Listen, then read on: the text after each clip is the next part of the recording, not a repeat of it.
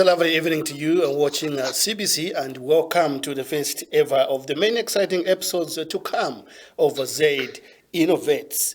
Brought to you by Z Study, an ecosystem of education, digital ideas, using digital tools, and of course, I am your host, Alan Tonga, on this entertaining journey into technology, innovation, and of course, education. Tonight, we are diving straight into a topic that is the heart of our mission. How wide is the gap between technology, innovation, and of course, education in our country, Zambia? In a rapidly evolving digital age, where does Zambia stand? These are the questions that we need to find out and get the solution to see how we are moving.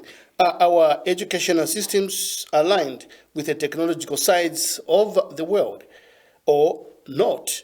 To help us dissect this critical matter, we have a panel of esteemed experts and thoughtful leaders who are, of course, the forefront of shaping the narrative and providing solutions, supporting the government agenda in achieving digital transformation in education. But before we meet our distinguished guests, let's set the stage.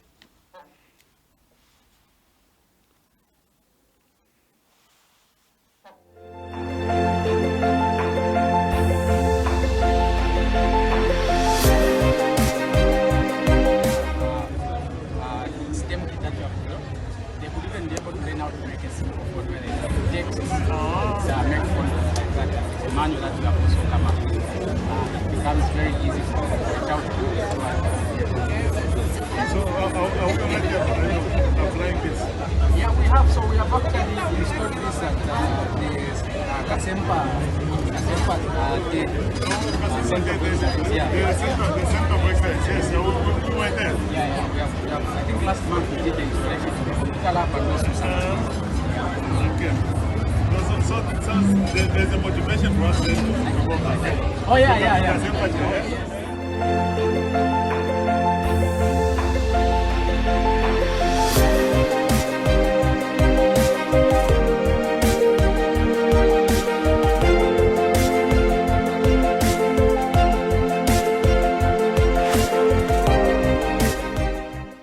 From the tech hubs in Lusaka to classrooms in rural provinces, we are witnessing remarkable stories in technology adoption across Zambia.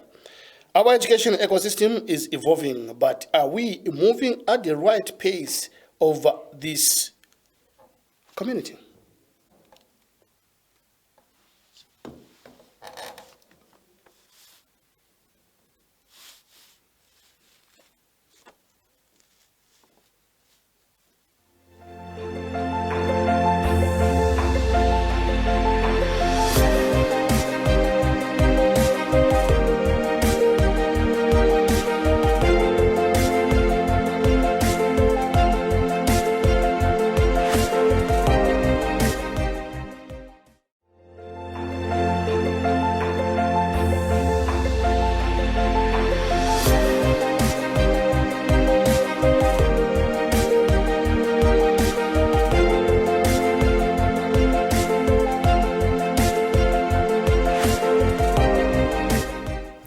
Joining us on set to discuss this very critical and important issue of technology in education sector are very distinguished members in this sector. On the set, I am joined by Mr. Shawa Chumwemwe. Mr. Shawa Chumwemwe holds a Bachelor of Science degree in computing and boasts of extensive experience teaching international curricula to students to both primary and secondary schools levels, both locally and internationally, with Microsoft. George and Cambridge certifications. He has a strong foundation in educational technology and innovation teaching methods. Mr. Chumwemwe, good evening and welcome to the show. Thank you very much. Great. It's good to have you on the show. Thank you. On a Friday. Thank you. Mr. Monga is also a former physics teacher, Senior Officer in the Ministry of Education for Junior Engineers, Scientists, and Technicians, JETS, holder of a Master of Science in Computing. Mr. Monga, good evening and welcome to Z Innovates. Good evening. Great. Thank you. I only got your name, Monga. Kindly give us the first. Anicetus is my Thank you. first name, yeah. Welcome to this program. Thanks.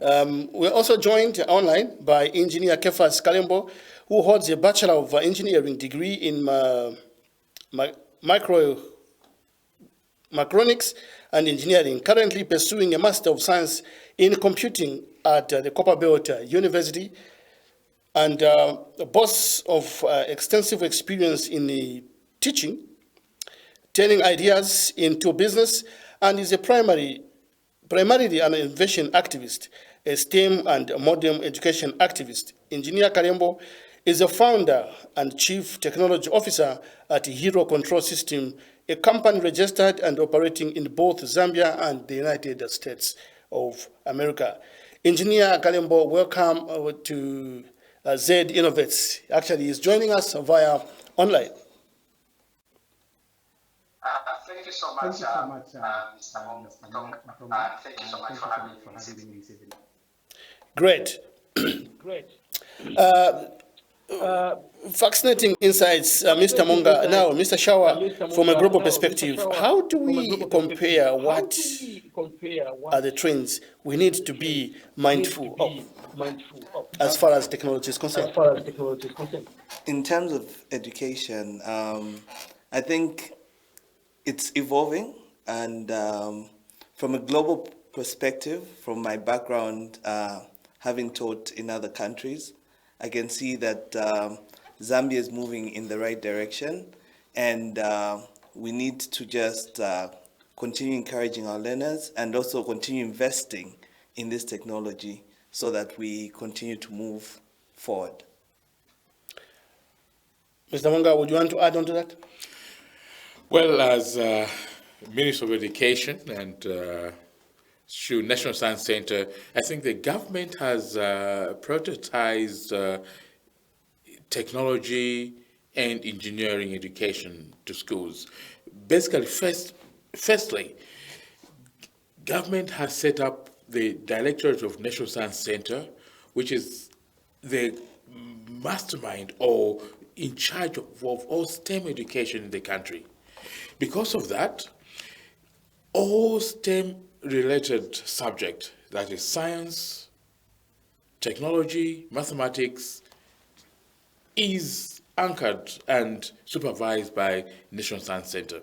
And through that, we have initiatives such as JETS for its junior engineers, technicians, scientists, which is a platform where all learning by these youngsters in classes are brought into reality. These youngsters in JETS, what they learn in class, they bring it into reality through innovation, through creativity, through technology, through the use of AI in terms of creativity, in terms of innovation, so that they are able to solve the problems of their communities. First is to solve the problem of their communities. And then if you're able to solve the problem of the communities, then you're able to solve the problems of the country. So we think that through this initiative of JETS, the country is indeed getting in line with the world trends of technology. Thank you very much, Mr. Monga. Those are great insights. Mr. Shawa, thank you very much for your input. I want to turn to Engineer Kalembo just to get your input. Indeed, the global landscape sets both challenges and opportunities for us. Engineer Kalembo, I want to find out from you, you being at the intersection of education and innovation, how do we bridge the gap between to prepare our students and, of course, the digital future? Thank you so much, Tom. So basically what we need to do is to provide the trainers, the likes of Mr. Shawa there, with the necessary resources that they need to be able to train their children who would be the smart citizen of the future. And not only that, also we need to try and improve in the way the teachers are being trained so that they are more technological savvy, so that they'll be able to handle the needs and the demands of the modern education. It's not easy to teach today's children because they're exposed to the internet. The information is more available to them at any time as compared to the old days. So this then means that there's so much need to invest in the teacher retraining and also improve the curriculum in these teacher training institutions so that they are ready to be able to take up with the demand that we are facing with right now. And another thing probably that I would comment on is also that in as much as the government is trying to do in improving digital transformation, setting up centers like the Directorate of National Science Center to improve the way the STEM is being sensitized and also taught in this institution. There is also a very much important need to include in the teacher, because if we leave the trainer behind, it means that even all the efforts that we're trying to make in improving this would not be fruitful. Yeah. Much, engineer. Thank you very much. Mr. Shawa, how do you, listening to the inputs, how do you envision the role of technology in your daily job? Okay. Being a computer science teacher myself, and I actually play a double role, both as a teacher and also as someone who trains members of staff. I have a lot of colleagues who've been teaching for over 10, 15, 20 years. And some of them, when they're introduced to technology, they're a bit scared of it. So I feel it's my job to both train teachers about technology, but also to help learners get in line with it. Okay. You just touched on pupils being legit to new things. How are you getting over this? And what could be the cause of them? I mean, being scared, to have this fear. What could be the cause? Is it because it's something new? Is it being introduced at a later stage, compared to our friends, in the developed world? Yeah, definitely. Like, I'm lucky enough to be currently teaching in a private school where these learners have been exposed to these technologies from time past. But I remember I was one of the judges during last year's JETS. I didn't judge this time, but last year. And I was very, very impressed with the caliber of students who are coming from rural areas. And some might think my judging was a bit not very accurate, because from where I was coming from, I was judging a learner based on them solving their local problems. So there were some kids there were some who were making very advanced programs, but I was very impressed with someone who just make a database where they would be saying, we do not have an electronic system where our marks could be saved. So I created this system for my learners, for my school, and they're actually currently using this system, and I was very impressed. So I think introducing technology is not just about catching up with the world out there, it's about solving local problems. And I'm very impressed to see that even in government schools, that is happening. Thank you very much, Mr. Shawa, for your input, and especially that you are representing the youths who are crucial, especially in introducing technology into the education sector. We'll be right back. We'll go for a short break.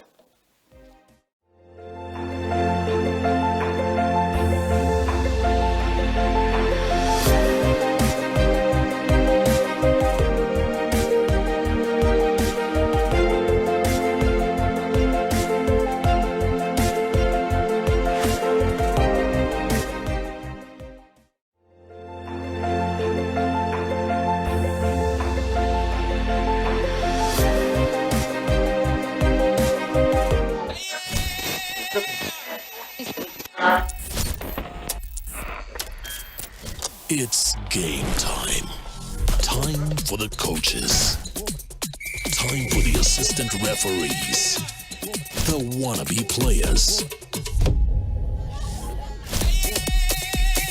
And the hardcore fans.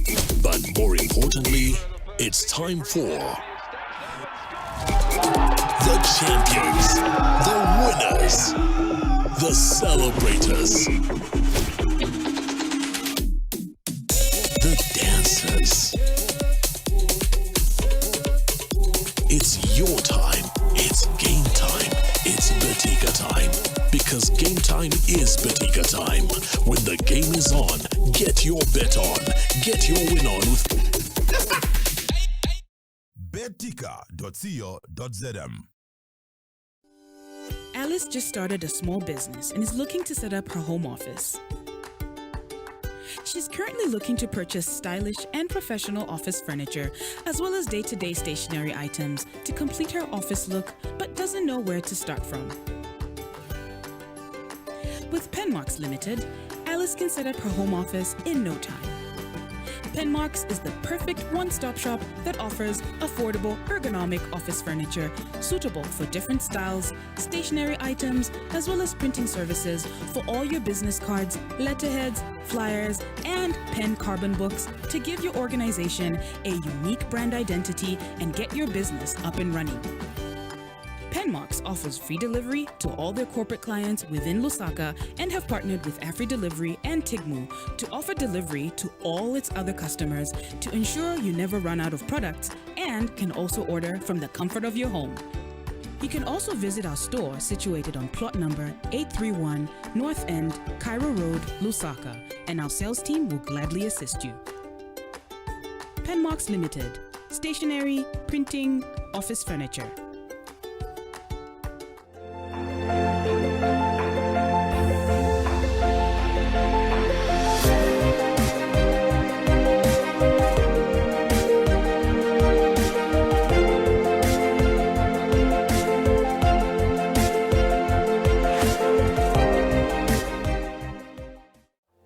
Thank you very much for staying with us. You are watching Z Innovates. I'm your host, Alan Tonga. But before we went on a break, Mr. Shawa was talking about the role of technology in private schools. Let's just turn now to Mr. Monga to get the role of technology from the government schools, since it's coming from the government side. Mr. Monga, we want to turn to you and also hear your insight concerning technology in schools. Mr. Shaw was saying some pupils are rigid to change, some are scared.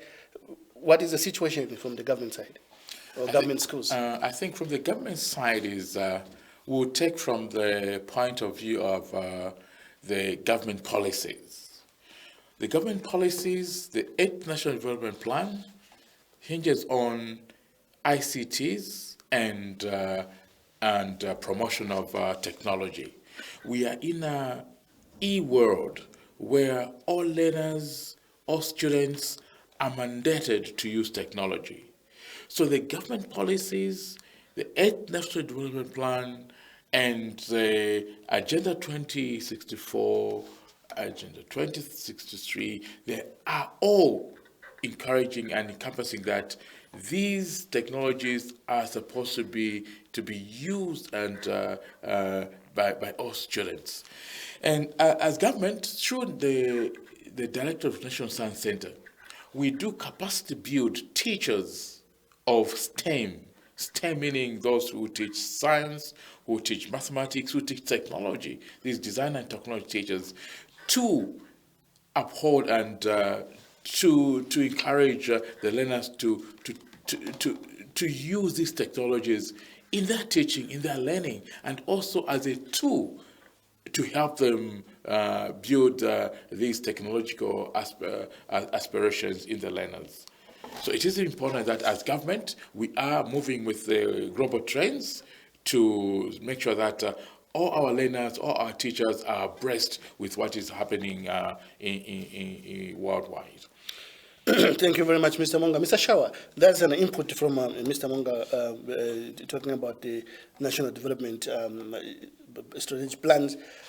How are you incorporating this strategic plan which government has, or as a private sector you only have your own things, or you also have your own national or private plans? Definitely. So, of course, being a school or working for a school that is in Zambia, we have to move in line with the Zambian strategies and Zambian national policies. But at the same time, we are fortunate enough that in the private sector, we might have resources that the government might not be able to give to all government schools. So definitely schools like most private schools tend to be a few steps ahead of government schools, and we tend to drive innovation more there. So I'll give an example. Some of the resources in some of the schools we're in smart boards, which we're currently using. And we also have robotics, so that programming is not just done on paper, but the learners can see that. So I would say in private schools, we're definitely going in the line that the government wants to go in. It's just that because we have more resources, we can move at a faster pace than most government schools. Oh, Yes. that's great. That's indeed, of course, supplementing the government's efforts. Thank you very much. Engineer Karembo, are you still with us there? Yes, I'm still here. Okay, what is your input from what Mr. Monga and Mr. Chawa has contributed? Yeah, so my take on that is that just like Mr. Shava said, there is a little bit of resistance from teachers and as well as pupils to adopt technology for whatever reason that they deem fit. But that should not be able to hinder the advances of wanting to incorporate technology in education. I would just also want to take this opportunity also to mention, because Mr. Monga from the Minister of Education is present, that I think there is also a need to have IT people employed to manage the technological resources that the ministry and the government provide in schools. And I'm saying this because Mr. Shah said he acted as a teacher or as a trainer to his fellow colleagues to adapt to some new technologies that the school might want to implement. And for the fact that they are a private school, that has got a bit of resources, it means that the adoption to this technology sometimes is a little bit faster as compared to the government. But the point being that when the government provides some of these resources, an example would be computers into a school in a rural place, the intention for the government is that those tools should be used. But then the problem is that the teachers were not trained to maintain computers. They were not trained to be IT people. They were trained to teach. So even when the government's intention is good, but then when you provide these resources to people who doesn't know how to use them, we are not going to get the intended fruits. So in the same way where we have accountants to be able to manage school funds, if a school doesn't have an accountant, we might have an accountant from the DEB's office who could run around the schools within the district to help. I believe it should be the same initiative that could be done for IT, so that you've got an individual dedicated to be able to maintain these government resources that they are providing in these schools, and also to act as a point of consultation to teachers who will not be probably so privy to some technologies and resources that government could provide in these schools, especially in the rural areas. Thank you very much, Engineer Karembo. Mr. Monga, would you want to I think what we say further to that is the government has introduced free education, and I think that policy has made almost classrooms to be packed. Children who are not in school, they are now in schools. And government has trained ICT teachers or computer science teachers through the college in Dola to teach computer studies and computer science in schools. And I think that's a very good initiative by the government to make sure that ICTs and technology education is brought closer to the pupils. And I think the government is doing its part to make sure that these technologies are brought closer to the people. And I think we are working in collaboration with Smart Zambia and ZICTA. And ZICTA, they have been providing computers to schools. Government also did provide computers to schools. Most of the schools have been provided with computers to make sure that learners from the rural part of the country learn something and know something about technologies and computer studies and science. And I think the government is on top of things to make sure that technology is brought closer to the pupils in schools. Just like you are saying, I would want to ask further this question. You know, the world is moving. Zambia is also moving from boot camp to e-learning, and every child, you know, every teacher needs to be embracing this technology. How do we do this to ensure that this is achieved, that every student, every pupil, every teacher? Last time, the minister responsible for science and technology was talking about ensuring that each school have internet facilities, meaning the government is embracing this one. But from the contribution from Engineer Kalembo and Mr. Shawa here, there's a bit of, you know, it seems that there's a huge gap. And also from your contribution, you are talking of free education. Free education has attracted so many pupils. Yeah. So how do we achieve this? Yeah. Basically, how we achieve this is, as I say, government through its policies, introduction of free education. Through that free education, the government has also enhanced the training and teaching of science. All right, and through the teaching of science, government is working through National Science Center to make sure that science education is enhanced. One, by capacity building the teachers of science and maths and technology, by capacity building the learners so that they are able to appreciate science education through JETS activities. Recently, we had the JETS fairs. And through the JETS fairs, after the JETS fairs, what happened is most of the learners who got the first, second, and third prizes, they were camped in what we call a boot camp, as you have said.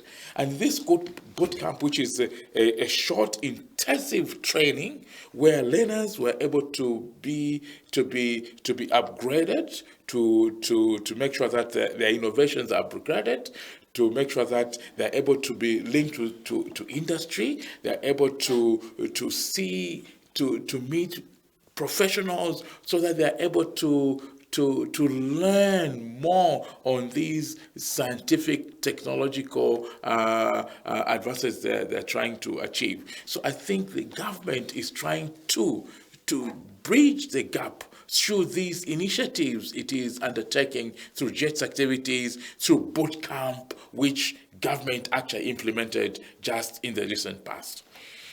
Thank you very much, Mr. Shawa. Yes. And also, if Engineer Kalembo, you are getting us, there is Mr. Monga giving us what government is planning to do. Mr. Shawa, from the private sector, what is the way forward? How would we achieve this journey?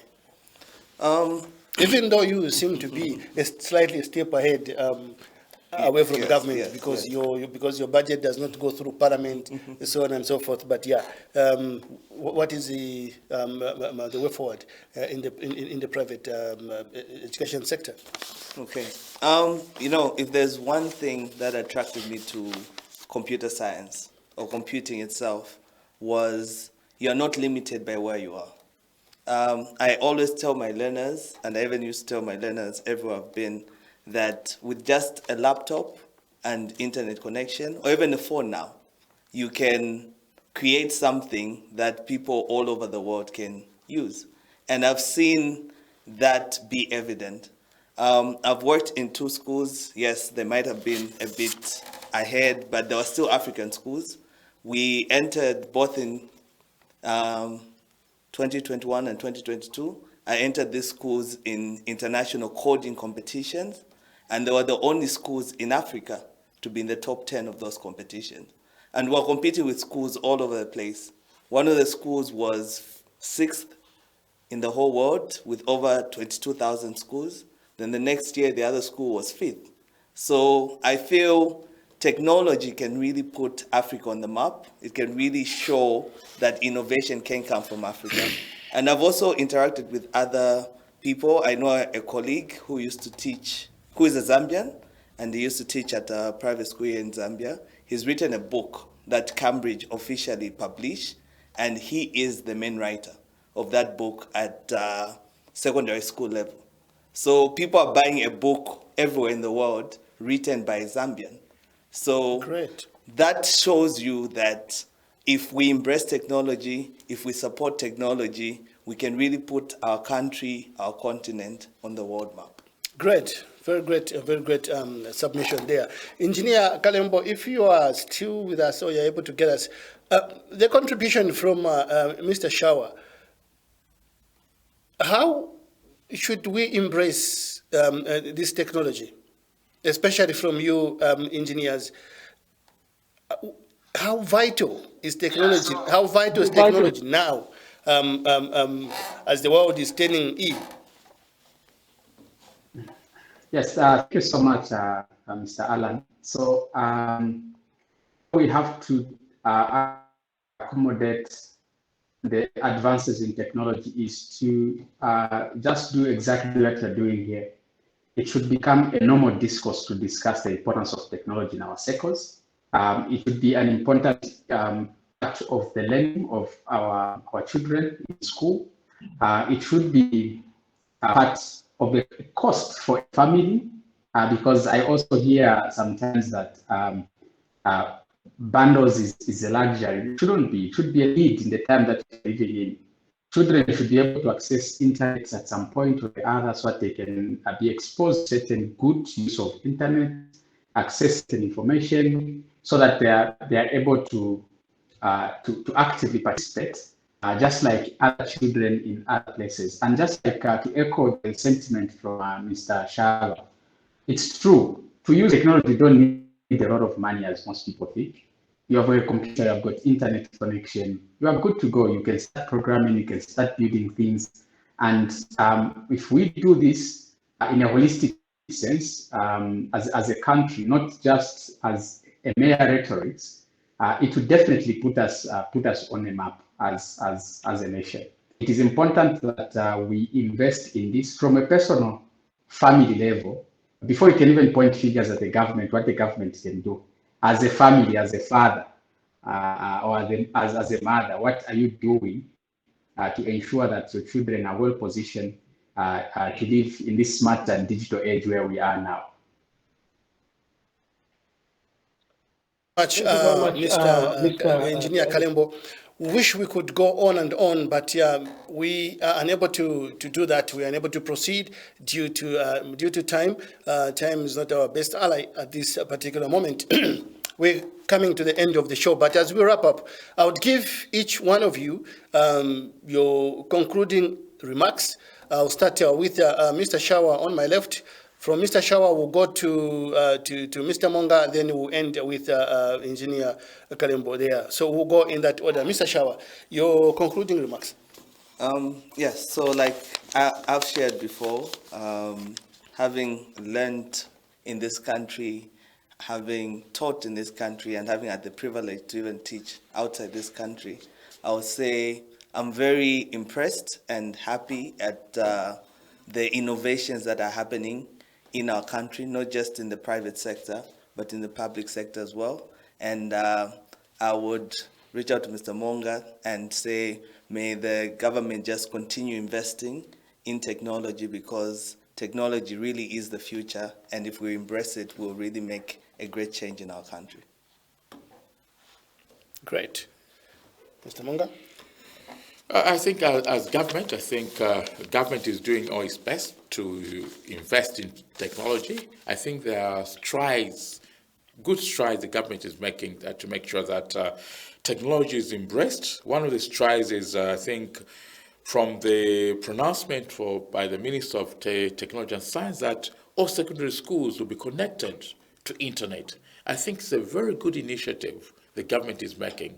And I think through that, we expect that all schools, all learners in secondary schools will have the opportunity to be connected to the outside world.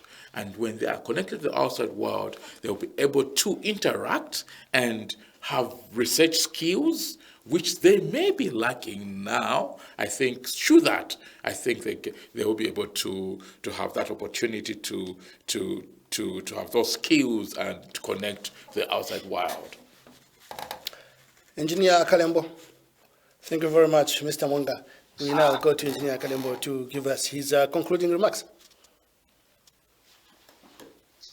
Thank you so much. And I'm very happy that we have a conversation like this. And my final words to the viewers and to the government represented by our able leader, Mr. Monga there, is that we need really to continue investing in technology in a modern sense. And also we need to continue searching for solutions locally rather than looking outside. I'll say this because one of the other problems that is there also is that if we solve the problem ourselves, it will be more sustaining than to keep looking outside us to solve our problems. So it is important that we encourage those young innovators who are coming to the gates year in, year out, those solutions which they are coming. I'm very happy to see that this year there was further training, the boot camp that was done after children went through the gates presentation and all that. So we need to pursue that and see how far that is going to go, where those innovations will be in the next 1 or 2 years. What is the plan that a young child who came from Wednesday to come do the presentation at JETS and they had a good idea, what is the plan that the government had for this who came out first to ensure that those innovations are looked into so that we don't just shelve them? Because it's those live ideas that if we nurture them, we are going to have the Bill Gates of Zambia, we are going to have the Elon Musk of Zambia. It starts as low as that. So when those children come to do those presentations at JETS and all that, we shouldn't be shelving those projects. We should be having a deliberate way of following up and ensure that they are further developed into so that we can actually purchase and benefit from the Zambian market.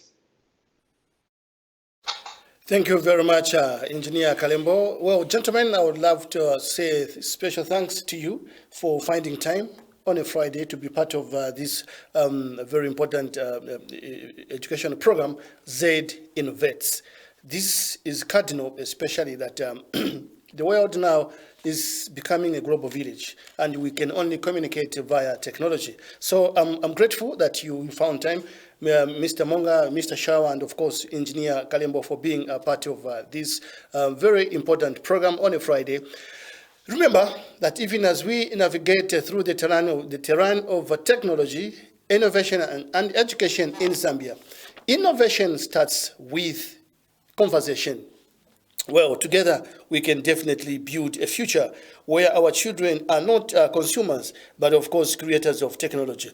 Do join me next Friday as we get another very important subject that we'll be looking at and see how Zambia is preparing and getting ready to change and to come, like Mr. Shawad said, turn technology to user-friendly, and this should be the tool for everyday learning process. I've been your host, Alan Tonga. God bless you. Enjoy the weekend. Bye-bye. See you next Friday.